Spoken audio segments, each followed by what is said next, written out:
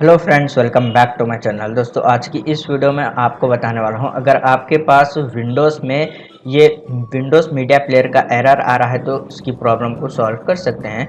दोस्तों, आपके पास ये एरर 3 प्रॉब्लम की वजह से आ जाता है। तो सबसे पहले यहाँ पर आपको मेथड नंबर 1 बताने वाला हूँ। अगर आपके पास विंडोज़ अप टू डेट नहीं है तो आपके पास ये एरर शो हो सकता है।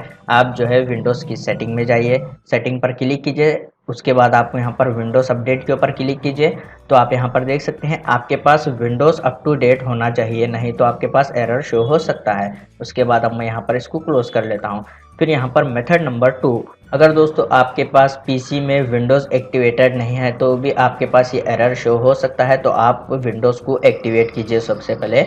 उसके बाद यहाँ पर मेथड नंबर 3, आप जो भी फाइल को ओपन कर रहे हैं, अगर आपके पास वो एरर आ रहा है, अगर आपके पास वो वीडियो फाइल करप्ट होने से भी आपके पास ये एरर आ सकता है, तो आप जो है एक बार चेक कर लीजिए वो वीडियो फाइल भी आपके पास करेक्ट कॉपी पेस्ट हुई है या नहीं। नहीं तो आपके पास ये एरर आ सकता है। तो उम्मीद करता हूँ आपको ये वीडियो पसंद आया तो लाइक कर देना और चैनल को सब्सक्राइब कर देना।